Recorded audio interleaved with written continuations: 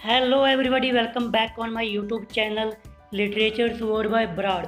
तो आज की इस वीडियो के अंदर मैं डिस्कस करूंगा निज़िम एज़िकल की बायोग्राफी और उनके इम्पोर्टेंट वर्क्स।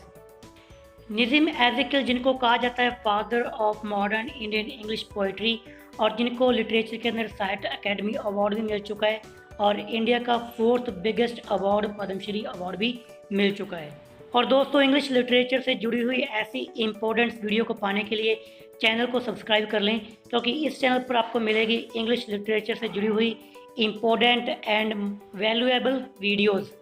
तो आप ज़्यादा टाइम ना वेस्ट करते हुए शुरू करते हैं हम आज यो biography of Nissim Ezekiel and important works.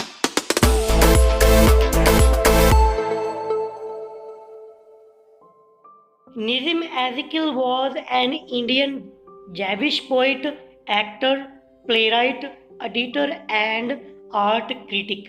यानी कि निज़िम एज़िकल जेविश पोइट थे, इंडियन जेविश यानी कि यहूदी, एक्टर थे, प्लेराइट थे, एडिटर और आर्ट क्रिटिक थे। ये इनके ऑक्यूपेशन थे। He was a foundational figure in post कॉलोनिकल India's literary history, specially for Indian poetry in English. तभी तो इनको कहा जाता है father of modern Indian English poetry. यानी कि ये कविता जो इंडियन पोइट्री है उनका इनको पितामह कहा जाता है, क्योंकि ये फाउंडेशनल फिगर थे जिन्होंने फाउंड किया था ये लिटरेरी हिस्ट्री और स्पेशली पोइट्री को। अगर मैं बात करूँ इनके बर्थ की, तो इनका बर्थ हुआ था 16 दिसंबर 1924, बॉम्बे प्रेसिडेंसी, ब्रिटिश इंडिया। यानी कि 16 दिसंबर 1924 को बॉम्बे के अंदर इनका जन्म हुआ था। ब्रिटिश इंडिया के टाइम बॉम्बे ही था, अब प्रेजेंट टाइम में बॉम्बे को मुंबई कहते हैं। और अगर मैं बात करूँ इनकी डेथ की, तो इनकी डेथ हुई थी 9 जनवरी 2004, एज्ड 79, मुंबई महाराष्ट्र इंडिया। 9 जनवरी 2004 को इनकी डेथ हुई थी, तब ये 79 ईयर के थे, मुंबई के अंदर महाराष्ट्र में। अगर मैं बात करूं इनकी फैमिली की, तो इनके फादर, जिनका नेम था मॉज़र एज़िकल, खुद एक प्रोफेसर थे विल्सन कॉलेज में। विल्सन कॉलेज से ही निज़िम एज़िकल ने अपनी बीए कंप्लीट की थी, वो मैं आगे बताऊंगा। और अगर मैं बात करूं इनकी मदर की, तो इनकी मदर प्रिंसिपल थी अपने खुद के स्कूल की। और दोस्तों, इनकी जो फैमिली थी, एज़िकल फैमिली, ये मुंबई की मराठी बोलने वाली जैविश कम्युनिटी से बिलोंग करती थी, जिनको बैन इज़राइल भी कहा जाता है। बैन इज़राइल इंडिया के अंदर एक कम्युनिटी है, इनकी एक अलग अपना समाज, अपनी सोसाइटी है। तो काफ़ी लोग इनके अब इंडिया के अंदर प्रेजेंट टाइम में भी रहते हैं, ज़्यादा नहीं है, बहुत ही कम है। ये खैर अलग एक टॉपिक है, इस पे आप अलग से सर्च कर सकते हो बैन इज़राइल पे। So now I will talk about his qualification and education. तो 1947 के अंदर इन्होंने अपनी बीए यानी कि ग्रेजुएशन कंप्लीट की इंग्लिश लिटरेचर में। कहाँ से की थी? विल्सन कॉलेज जो कि मुंबई के अंदर है और बॉम्बे यूनिवर्सिटी के अंडर आता है। और अगर मैं बात करूँ विल्सन कॉलेज की, तो ये विल्सन कॉलेज वही है जहाँ पर इनके फादर खुद प्रोफेसर थे। फिर आगे दोस्तों 1947 और 1948 के अंदर इन्होंने खुद इंग्लिश लिटरेचर टीच करवाया और अपने कुछ लिटरेरी आर्टिकल्स पब्लिश करवाए। उसके बाद में 1948 के अंदर ये इंग्लैंड चले गए अपनी फ़िलोसफी की स्टडी को कंप्लीट करने के लिए। और इन्होंने अपनी फ़िलोसफी की स्टडी को कंप्लीट किया था बायरबैक कॉलेज, जो कि लंदन के अंदर है। और इन्होंने अपनी फ़िलोसफी की स्टडी को कंप्लीट किया, प्रोफेसर थे जिनका नेम था CEM जॉर्ज, उनके अंडर इन्होंने अपनी फ़िलोसफी की स्टडी कंप्लीट की। नेशनलिटी इनकी थी इंडियन। ऑब्वियसली जब इनका जन्म बॉम्बे के अंदर हुआ तो नेशनलिटी तो इंडियन ही होगी। टाइम पीरियड यानी कि इनका पीरियड लिटरेरी वर्क लिखने का टाइम, इन्होंने 1952 से लिखना शुरू किया था। 1952 के अंदर इनकी पहली बुक आई थी जिसका नेम था टाइम टू चेंज, और इनकी डेथ तक यानी कि 2004 तक इन्होंने लिखा। और इनका जैनर था मॉडर्न इंडियन इंग्लिश पोइट्री। और नेक्स्ट पॉइंट जो कि बहुत ही इम्पोर्टेंट है, इनके नोटेबल वर्क, जो कि सबसे इम्पोर्टेंट वर्क जिनके कारण इनको पहचाना गया। तो अगर आप भी निज़्म एज़िकल के बारे में पढ़ रहे हो तो कम से कम इन 2 वर्क्स के बारे में आपको पता होना चाहिए, आपको इन्हें पढ़ना चाहिए। पहला है poem night of the scorpion, बहुत ही इंटरेस्टिंग पोएम है। नेक्स्ट वीडियो के अंदर मैं इसी पोएम को कवर करूँगा, तो अगर जानना चाहते हो, पढ़ना चाहते हो तो नेक्स्ट वीडियो जब आएगी तो पक्का उसको देख लेना। दूसरा इनका letters day Psalms, letters day सालम्स, इसी के लिए इनको मिला था साहित्य अकेडमी अवार्ड।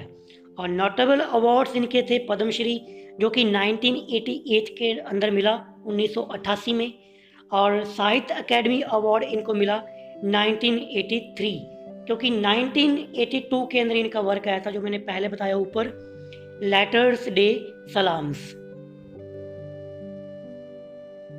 अब मैं बात करूँगा निज़्म एज़िकल ने जो जॉब की उसके बारे में। तो 1961 के अंदर तो ये को फाउंडर थे, एक मैगजीन थी लिटरेरी मंथली जिसका नेम था जुम्पो, तो उसके ये को फाउंडर थे 1961 में। और 1964 से लेकर 66 तक ये टाइम्स ऑफ इंडिया के आर्ट क्रिटिक थे, art critic times of India के 1964 से लेकर 66 तक।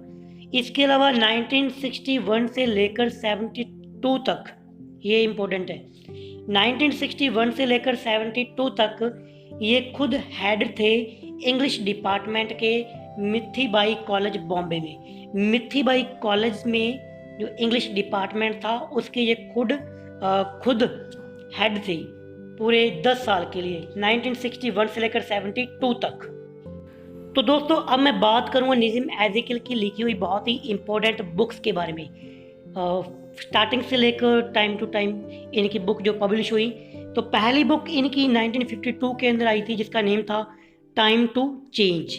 ये पोइट्री कलेक्शन था, 31 पेजेस की एक बुक है, 31 की पेजेस की बुक टाइम टू चेंज।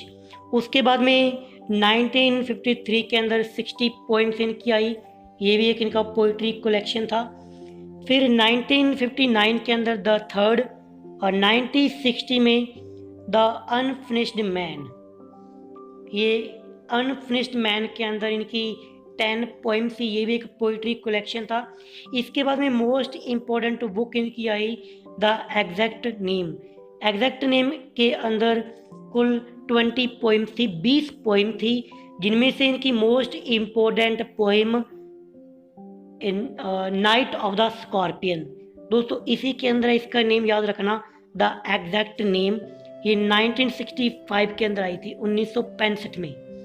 इसके बाद 1974 के अंदर इन्होंने मराठी पोइट जो इंदिरा सेन थे उनके वर्क को ट्रांसलेशन किया। बुक का नेम था स्नाक स्किन्स एंड अदर पोइम्स।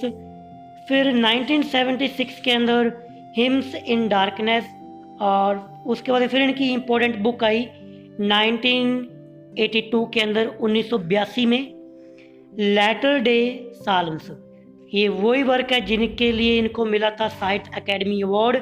ये भी एक इनकी पोइट्री कलेक्शन थी जिसको पब्लिश किया गया था ऑक्सफोर्ड यूनिवर्सिटी प्रेस के द्वारा, और ये 63 पेजेस की बुक है। साहित्य अकेडमी अवार्ड इसको मिला था 1983 में, यानी कि एक साल बाद में।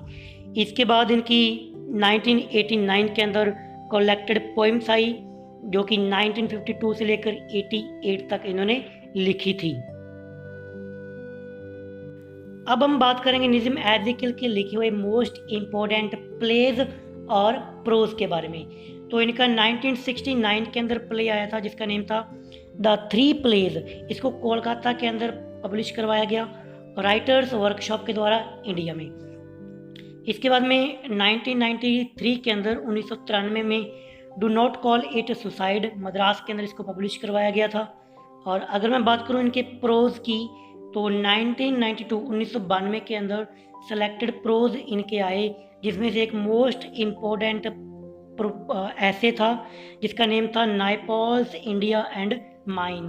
ये नाइपोल्स इंडिया एंड माइन, ये थोड़ा सा इम्पोर्टेंट है, तो इसको थोड़ा सा माइंड में रिमेंबर रखना। तो दोस्तों अब मैं बात करूंगा निज़्म एज़ेकिल की लिखी हुई पोइट्री के बारे में, इनकी कुछ इम्पोर्टेंट पोइम्स के बारे में बताऊंगा।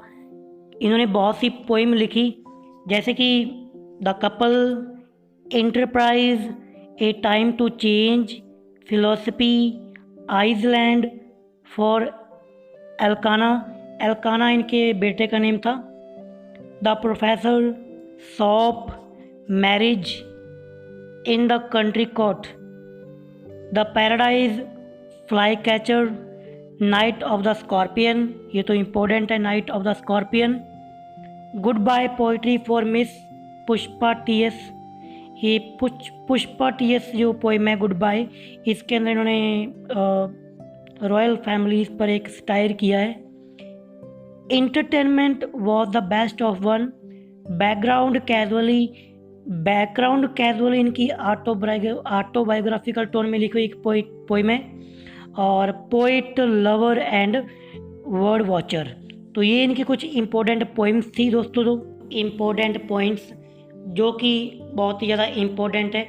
सबसे पहले तो राजा राव ने लिखी थी निज़्म एज़ेकिल की बायोग्राफी 2000 के अंदर, और इस बायोग्राफी का नेम था निज़्म एज़ेकिल द ऑथोराइज्ड बायोग्राफी।